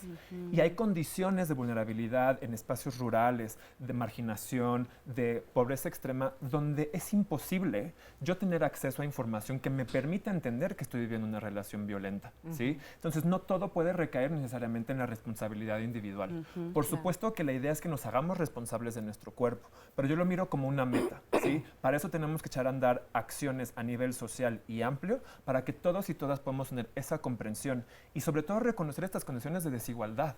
¿Sí? No es lo mismo decirle a un hombre que se haga responsable de su cuerpo que decirle a una mujer, porque vivimos en condiciones de desigualdad completamente. Sí, claro. ¿No? Daniel, ¿quieres agregar? Sí, claro. Y yo creo que además esto que comenta, me voy de ahí, porque este asunto del tema del poder se vuelve un tema bien interesante. Por supuesto que el poder no es malo en sí. Por supuesto que el poder se ejerce, tanto hombres, mujeres, todo el mundo ejerce alguna dosis de poder o alguna forma de poder. La problemática con la violencia es que el ejercicio de violencia asume un abuso en el uso del poder, un abuso como tal. Y entonces, quienes hemos estado socialmente más, en la práctica de ese abuso de poder, hemos sido los hombres. Sin embargo, yo creo que es importante retomar que las mujeres también tienen ejercicio de poder. Y sobre todo, mira, es que me llama mucho la atención cuando veo a las jóvenes. Porque justamente la secundaria y la preparatoria es una edad en donde las mujeres ejercen mucho el poder. ¿De qué forma? De muchas. Con su sexualidad, con su forma de ser, con su carácter, con su fuerza, con su energía. Y de pronto pareciera ser que ese pico que se hace en la preparatoria y secundaria, las mujeres se van como domesticando. Y cuando ya... ¿Debido a qué? Debido al abuso de poder por parte de los hombres y a la crítica social. Ajá. Porque entonces, si las jovencitas se defienden, o vamos a poner primero, se defienden de la violencia por parte de los maestros o de sus compañeros, entonces pasan a ser señaladas como niñas problemáticas. Se están defendiendo. Pero si además ellas ejercen su sexualidad de manera responsable, de manera activa, e informada, sobre todo eso. Entonces son vistas como chicas problemáticas, malas, chicas fáciles y demás. Y entonces los liderazgos femeninos se van achatando desde el patriarcado, hasta que llega un momento en que ya llegan domesticaditas al matrimonio. Y entonces en el matrimonio se encuentra nuevamente otra opresión que no les permite ejercerse de manera libre como mujeres. Entonces, todo esto es un tejido que va preparando a las mujeres para que si durante el noviazgo tuvieron alguna forma de ejercicio de poder, lo vayan cediendo, hasta que llegan al matrimonio completamente domesticadas y ya no pueden ejercer ese poder. Eso que tú estás diciendo, quiero saber si lo vivió nuestro testimonio anónimo, porque tú has recibido violencia sexual y psicológica. ¿Sí es así? Sí, ¿te acercas al micrófono, por favor? Sí, buenos días. Buenos días. Bueno, yo, de hecho, cuando empecé a andar con el papá de mis hijas, pues él era muy celoso y yo trabajaba y pues no me dejaba vestirme como yo quería. Me decía que si yo usaba minifaldas y que si en algún momento a mí me violaban o algo, él ya no me iba a querer y ya no se iba a casar conmigo. Entonces, pues ya pasó, me casé con él. Entonces, cuando yo quedé embarazada de mis hijas, él ya no me tocó para nada. Entonces, así duré como, 16 años con él. Y si en un año él me tocaba 3 veces, pues era mucho. Entonces, como yo seguí trabajando y eso, pues yo la verdad, pues sí, le fui infiel por lo mismo. De hecho, cuando yo tenía relaciones con él, pues no me satisfacía ni tampoco yo sentía así nada por lo mismo, porque él nada más agarraba, se subía, se venía, como vulgarmente dicen, y pues no hubo ni cariño ni amor. Yo sentía que sí lo quería, pero ya con el tiempo como que se convirtió en odio, no sé, desprecio, yo ya no lo quise.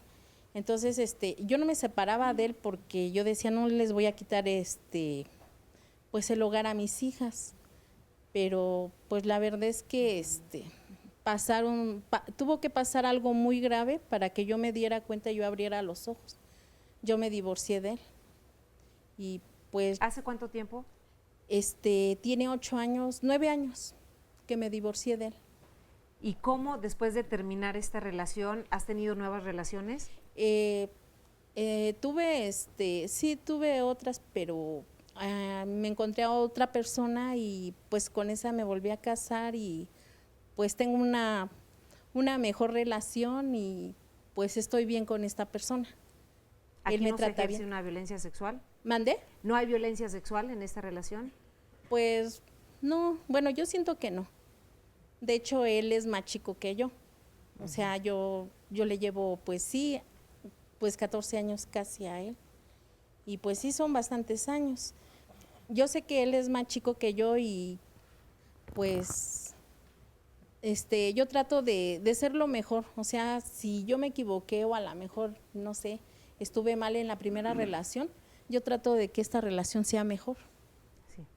Gracias por compartirlo. Sí, gracias. Ignacio. Creo que hay en esto que nos comparte el testimonio algo importante. Me llamó mucho la atención cuando decías quitarle el hogar a mis hijas, ¿no? Y tiene que ver con algo que yo mencionaba hace rato, pues como a pesar de que se ocupara el hogar, las dos partes de la pareja, parecería que eso le pertenece inmediatamente al hombre, ¿no? Y entonces eso también dificulta salirse de una relación de violencia, porque si la mujer está siendo víctima, ¿a dónde se va?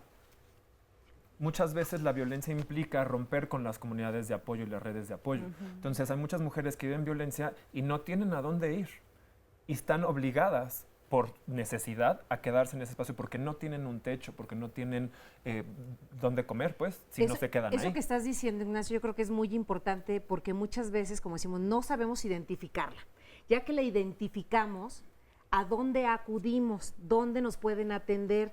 ¿Cuál es el proceso legal que se sigue? Justamente tenemos una entrevista con Alicia Rosas, que más adelante se las vamos a presentar, que es la fiscal central de investigaciones para atención de delitos sexuales aquí en el Distrito Federal, y nos platica justo la atención que se les brinda a las mujeres y a los hombres que sufren de violencia sexual. Que eso es importante, saber a dónde acudir. Antonieta, ¿tú también querías comentarle algo? Sí, creo que, bueno, primero gracias por compartirlo, y creo que ella dice algo muy importante que también ya lo hemos venido diciendo. Por miedo a no saber qué hacer con los hijos, me quedo en una relación. Pero además es cierto, o sea, a mí me toca mantener la estructura, desde la estructura de los géneros, yo aprendí que me toca como mujer todo lo que tiene que ver con el dominio de la casa. Y entonces, el que yo no me quede en esa relación y mantenga a la familia como grupo, o sea, papá, mamá, hijitos, que no me quede soportando, la palabra es soportar, a la pareja, sea como sea, me coloca a mí en una posición de devaluación personal y social. Entonces ya no soy esa buena mujer que está cumpliendo con lo que le toca, que es justamente mantener al marido, mantener a la familia y lograr que haya una armonía. Entonces, si la relación de pareja se rompe, es por culpa de la mujer siempre, ¿no? Es la construcción social, porque no cumpliste en algo, pero me maltrataba, me violentaba, pues algo hiciste o dejaste de hacer, o sea, seguramente te pegaba porque te lo merecías, ¿no? Seguramente te tocaba el cuerpo porque te lo merecías. Y entonces la sensación es, yo me lo merezco, y por miedo, por culpa, por vergüenza, no puedo hacer otra cosa como salirme. Y sí, tiene que ver con toda una sucesión de estructuras que hace que nosotros vivamos eso como, pues así es y así me toca. Tan es así que lo seguimos sosteniendo las mujeres, que muchas mamás les dicen a sus hijas, mi vida, así tiene que ser. Hija, regrésate a tu casa. No tienes nada que hacer aquí. Los maridos así son, aguántale. O sea, veamos cómo Y sí, vamos hombres a continuar, y mujeres Antonieta, después lo de la estamos pausa. perpetuando. Claro que sí, ya volvemos.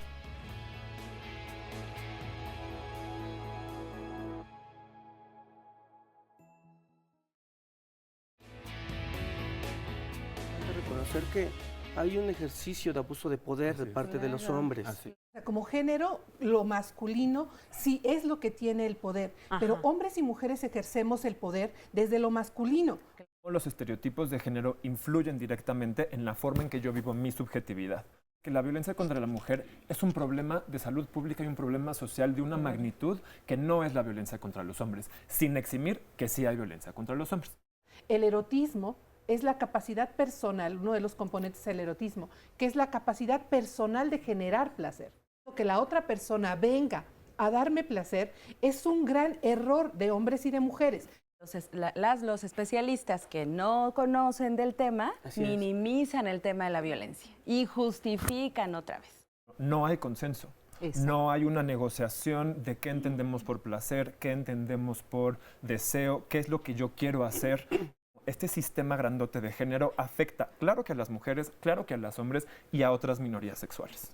Tenemos que tener muy claro, la forma en la que nos hemos educado en la masculinidad hegemónica no nos funciona, lastima a las personas que nos rodean.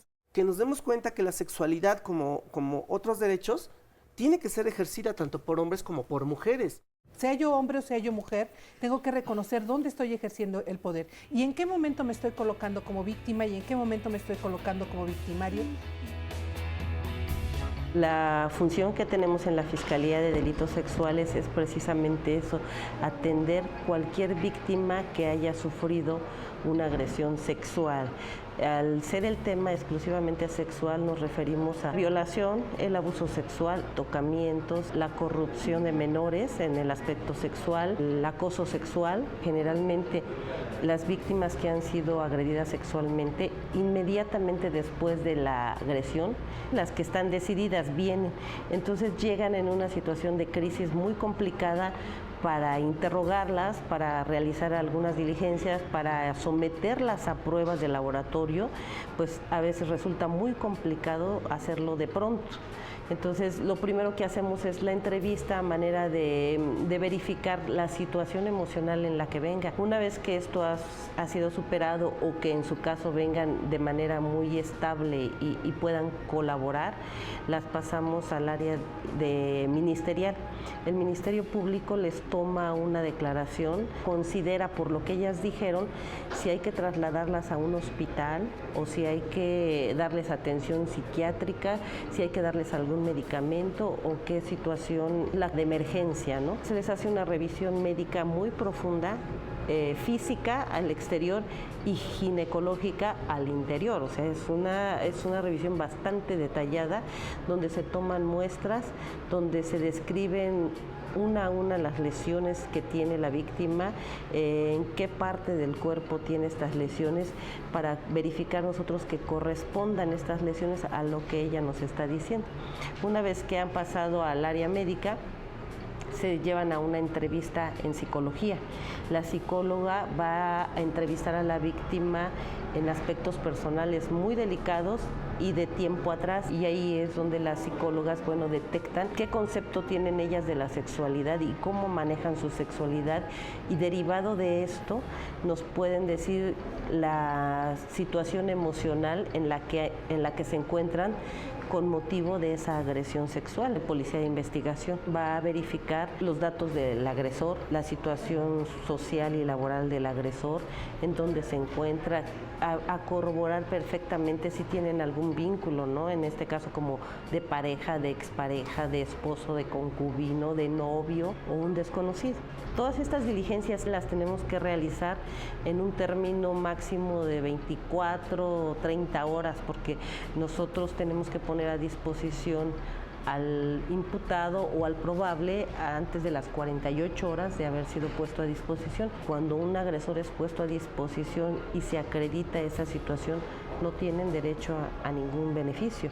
Por ejemplo, en el caso de las parejas tenemos que hay sanciones que van desde los 6 años hasta los 17 años, cuando es entre cónyuges, entre parejas, concubinos. Actualmente la Fiscalía de Delitos Sexuales tiene 6 agencias del Ministerio Público que atienden a todas las víctimas y a toda la población que desee atención de esta naturaleza, y estas agencias trabajan las 24 horas del día, los 365 días del año. Generalmente 99.99% de las averiguaciones que tengo aquí, los agresores son hombres.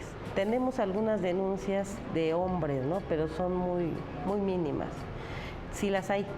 Si a las mujeres les da pena denunciar, a los hombres les da mucho más. Muchísimas gracias, Alicia Rosas, fiscal central de investigación y de atención de delitos sexuales del Distrito Federal. Y ahorita lo platicábamos que ya hay 6 agencias especializadas en delitos sexuales, en investigación, y decíamos que a lo mejor pueden parecer muy pocas para la cantidad de habitantes que tenemos aquí, pero es un pasito, vamos paso a pasito. Antes no había 4. Hace 20 años había 4, hace 25 años no había nada. Y ahora ya hay 6, entonces ahí vamos poco a poco.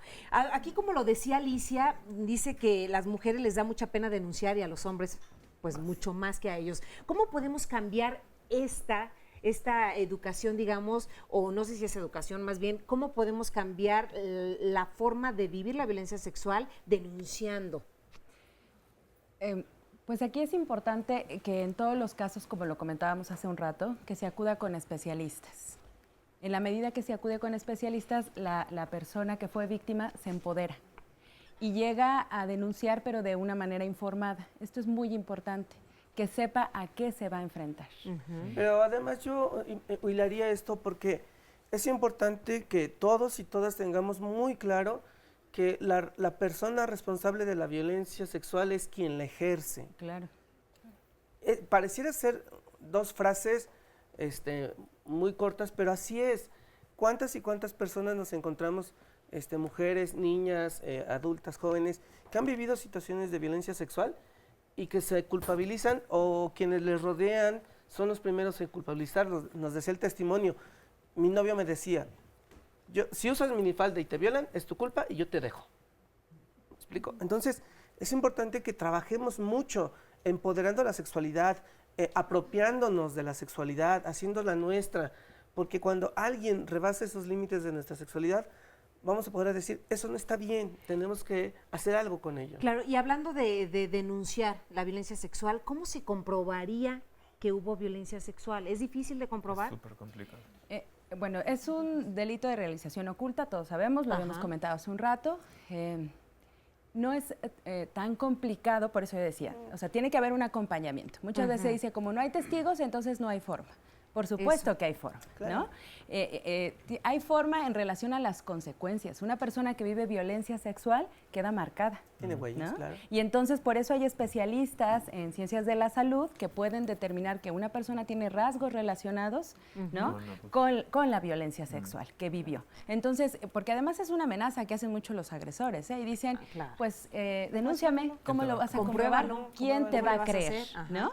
Y entonces, si además llegamos, como la parte jurídica penal es muy técnica y a veces sí puede ser complicada, pero con un acompañamiento adecuado, pues se puede lograr un objetivo más allá. ¿Y si se comprueba, cuáles son las sanciones? Bueno, hay, dependiendo de las características de cómo se ocurrió, porque por supuesto que existen agravantes, entonces tendríamos que ver si es menor de edad, si hay una relación de parentesco, entonces cada caso en específico tendríamos que atenderlo para saber hasta dónde hay sanciones. Lo importante también es reconocer que no en todos los casos hay una privación de la libertad, porque cuando no se puede privar de la libertad al agresor, puede existir hasta una frustración por parte de quien pudo hacer la denuncia. Por eso, de ahí la importancia de estar acompañado de un profesionista que pueda explicarnos los alcances de la denuncia.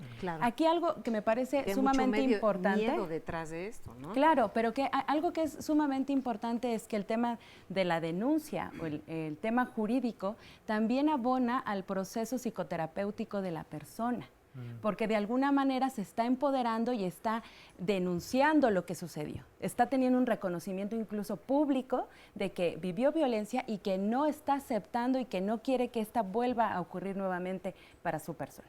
Así. Y miren, vamos a escuchar a nuestro testimonio anónimo. Platícanos esta violencia sexual que ejercías con tu pareja. ¿Cómo fue? Sí, buenos días. Buenos días. Bueno, mi vida ha sido muy conflictiva con mi pareja. Yo me casé por las circunstancias, me sentí obligado. Yo no me casé enamorado. Desde ahí empezó el calvario de ella, o sea, empezaba yo a reclamar, o sea, que por su culpa, o sea, yo me casé con ella, mis proyectos de vida que yo tenía, se había para abajo, ¿no? O sea, y así fueron los ataques así verbales, o sea, atacarla de sus maltratos y de echarle la culpa a ella, que de todo ella tenía la culpa. Y cuando empieza a presentarse el alcohol en mi vida, empieza a acrecentar más, o sea, crece más el maltrato. Cada vez que yo tenía relaciones con ella, yo lo obligaba, con o sin alcohol. Y ya se me hizo costumbre. Claro. O sea, agredirla, o sea, ya me gustaba. Y yo siempre pensaba en mí, o sea, el yo, no dar placer, solamente complacerme a mí mismo. Es lo que yo quería. Llegué a tal grado de violarla, o sea, y más en el estado con alcohol, o sea, los efectos del alcohol y todo eso. Y la relación fue muy, muy dura para ella, y yo, indiferente, o sea, realmente no sentía nada en ese momento, o sea, pero a la vez sí sentía un sentimiento de culpa, verla que ella es sencilla, amable, noble, y ella siempre aceptaba todo. Y me di cuenta que sí estaba yo mal. Traté de pedir ayuda y ya fui a unas terapias. Y ahí me empezaron a ayudar bastante por lo emocional que estaba yo pasando. Porque eso es una emocional. Aparte de la adicción que yo tenía, pues era física, mental y emocional. Pues, o sea, y en este grupo me está ayudando mucho. Claro. Y sí creo que aprovechando el grupo que estoy yendo, es el grupo joven de la Villa de Alcohólicos Anónimos, y yo invitarles que vayan ahí, o sea, y yo solamente le puedo decir el número telefónico de ahí, que es el 2603-7696. Si hay una solución, o sea, sí nos pueden ayudar en estos casos que en mi vida. Muchas gracias por compartirlo. Y aquí, bueno, nos platica de la relación del alcohol o algún otro tipo de droga con la violencia sexual. ¿Esto es común que se dé? Sí, por supuesto. Pero exacerba, o sea, lo comenta bien, exacerba, no es una... No es causa-efecto. No es causa-efecto, claro, no es porque estaba drogado, estaba borracho, entonces cometí la violencia sexual. Puede exacerbarla, pero de entrada es importante reconocer que hay una decisión personal cuando se ejerce este tipo de violencia. Puede la persona decir, bueno, yo no sabía que eso era violencia, pero el ejercicio como tal sí conlleva una decisión. Por lo tanto, se puede frenar, se puede parar, se necesita de apoyo, pero es importante reconocer que se puede detener, cualquier tipo de violencia se puede detener, también la sexual. Pero bueno, sí, Rosalba. Ya me fui. Perdón. Y que bueno, en el caso de la víctima, porque también sucede que se justifica que porque se encontraba en estado de ebriedad o cualquier situación relacionada también, se justifica que se pueda ejercer contra esta persona la violencia. Y cuando una persona no puede dar su consentimiento pleno, pues es un consentimiento viciado y es no válido. Así es. Y ahí se ejerce violencia. Y a mí me gustaría también mencionar cómo, vamos otra vez, cómo los hombres y las mujeres asumimos de manera distinta nuestra responsabilidad. Los testimonios de los hombres nos dicen, es que tuve la misma forma, me fui con otra y ocurrió lo mismo, me fui con otra pareja, ocurrió lo mismo. Y de pronto la compañera mujer nos dice, cuando yo hice una nueva pareja, me pregunté qué había yo hecho mal.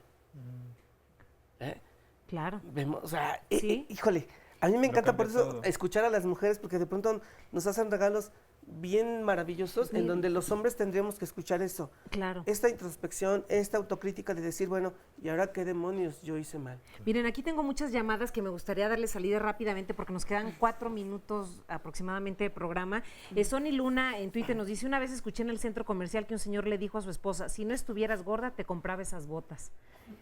Dije, imagínense nada más. Julie, y sabemos que existe aún fuera de cualquier relación, la violencia no respeta sexo, edad, estatus, raza, país y más. La violencia sexual lo permitieron por no quedarse solos, por aparentar una familia perfecta. Un anónimo nos dice, también es violencia sexual si tu esposo deja de interesarse en tener relaciones sexuales con él, que ya no se le antojaba estar conmigo y eso fue hace 22 años. Esto también es violencia sexual. Lidia Carvajal de Tlalnepantla de Vaz, ninguna mujer debe soportar ser maltratada por su pareja. Es un mito que la mujer debe aguantar todo por respeto al marido. Somos personas y valemos lo mismo que un hombre y la mujer debe defenderse. Ignacio, se sataniza al hombre, pero la mujer cuando quiere sexo siempre lo consigue a como dé lugar y ahí también hay violencia, ya que si el hombre no quiere, la mujer lo obliga. Un anónimo, ahorita les contestan. A mí me realizaron una histerectomía hace 2 años. No tolero tener relaciones con mi esposo, me causa mucho dolor, desagrado y no sé qué pasó. Es por la histerectomía. Mi pregunta es para la doctora María Antonieta. Ahorita le contesto, María Antonieta. Adriana, desde que era niña mi mamá abusaba de nosotras. Solo tengo relaciones con mi esposo por obligación, ya que cuando mi esposo me toca, me vienen los recuerdos de mi infancia. ¿Qué puedo hacer? Juan, el hombre no sabe tratar a una mujer. A la mujer hay que amarla, consentirla y mimarla. Luis nos dice, ¿los mordiscos se consideran como una violencia sexual? ¿Son consensuados? No. Exacto. Anónimo, hace un mes tuve relaciones y cuando terminé no recordaba mi entorno ni mi familia, reaccioné como a la hora. ¿Por qué pasó esto? Rosa, tengo 35 años de ser golpeada siempre, he sufrido violencia física y sexual por parte de mi pareja. Ahora ya no hay tanta violencia, pero hay chantaje, me chantajea para que tenga sexo oral. ¿Qué puedo hacer? Y bueno, así hay muchas llamadas que se relacionan. Agradezco muchísimo a todas las personas que se comunicaron. A Adriana, a Alma Corona, a Mejía, a María y a todos ustedes, a Carla y a los que estuvieron también a través de las redes sociales. Estamos casi terminando el programa. ¿Cuánto tiempo tenemos, Gaby? Un minuto 30. Entonces, me gustaría que fuéramos concluyendo con el tema del día de hoy de la violencia sexual. Empezamos contigo, Rosalba. Sí, bueno, en realidad yo quiero invitar a todas las personas que viven violencia a que busquemos especialistas, a que nos empoderemos. Nadie tiene por qué vivir violencia, no tenemos por qué ser víctimas de violencia, pero sí es importante acompañarnos para tomar decisiones informadas. Recordemos que la violencia pues es un tema de poder y entonces pues difícilmente se comparte el poder o se cede. Entonces nos toca a quienes viven violencia empoderarse y hacer algo. Ignacio, brevemente. Sí, pues viendo la magnitud de un problema como este, claro que tenemos que hacernos responsables de nuestro cuerpo, de nuestra sexualidad, pero también tenemos que demandar la información a la que tenemos derecho, los servicios a los que tenemos acceso, y entonces eso significa que el Estado, las tomadoras de decisiones también tendrían que proveernos de estas herramientas para vivir una vida más plena. Así es. En 30 segundos, Antonieta y Daniel. Ejerzamos nuestra sexualidad, ejerzamos nuestro derecho a vivir libres de violencia. Antonieta. Bueno, rápidamente para la señora, no es necesario que tenga dolor por haber tenido ni una histerectomía ni alguna cirugía. Si la tiene, es importante que acuda a terapia. Así nos vamos. Muchísimas gracias por haber estado con nosotros. Gracias a nuestros testimonios que compartieron esta mañana con nosotros. Yo soy Carmen Muñoz y los veo en la próxima con más Diálogos en Confianza. Bonito fin de semana para todos.